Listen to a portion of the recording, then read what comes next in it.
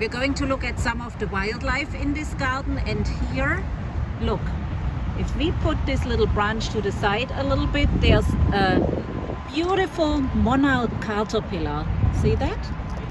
Right here, recognizable by its stripes and those feelers that look like they are front and back. And monarchs really love to lay their eggs on butterfly weed. This plant is called also butterfly weed. And it's called like that because it's attractive for these monarchs. So this caterpillar is probably just digesting. It will eat the whole day on these leaves here and eventually make a pupae.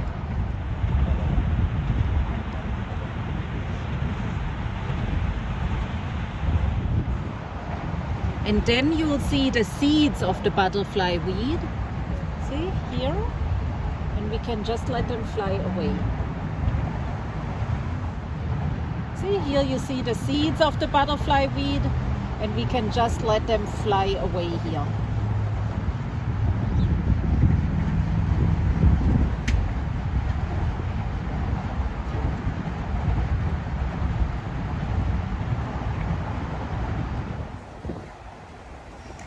Here we are seeing another type of caterpillar, and they are still so small we really have to take a good look at it.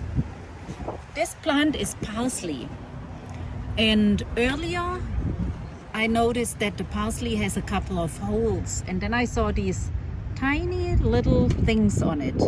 See them?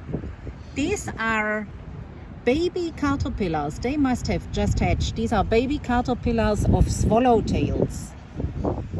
And they change their look over the different stages of their larval time. But see here how tiny they are, and then they have that little ribbon around the middle section. That's how you can recognize them. So as small as they are, these are small caterpillars. And then if we look at this plant here, over here is one that's slightly bigger.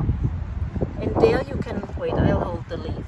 There you can already see that ribbon a little bit clearer. And then we have, where did we see one that was even here? See, here is yet another stage. You can also see what it does with the leaf. And there you can see the pattern even better.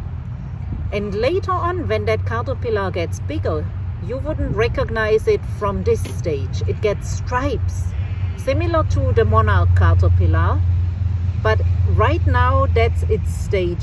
And that caterpillar in the end, before it makes a pupae, is going to be this big. So you see what my fingers do. It's going to be this big. It's growing a lot. And these plants here, this parsley, will probably completely be eaten down by that time. They also love carrots and dill. So they would probably, if there were carrots around, we would see the same thing on the carrots. And here is a dill plant. And we saw one of them on the dill plant. Look, right in between here. Because dill and parsley and carrots are all related. And so these caterpillars, the adults, would lay eggs on all family members of that plant family. They like that.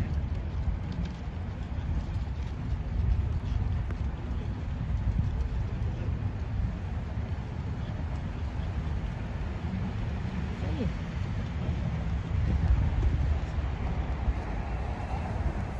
I just spotted in this community garden bed a big dill plant, like a bunched up dill plant with one more swallowtail caterpillar. And if you look at this one here, you can already see that it develops stripes.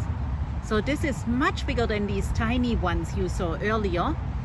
And here you can see that it starts to have these stripes. And now, of course, I wish we could see a mature one where that is even clearer. But anyway, it will change its look drastically through the caterpillar stage. And you can also see, look, if you look at this plant here, this has done quite some damage. See how much it ate? These branches have no more feathery leaves on them.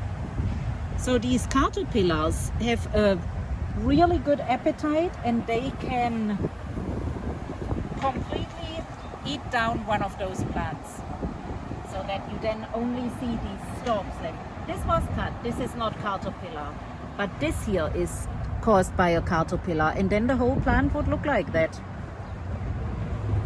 All right, maybe we find a bigger one. That's it for now.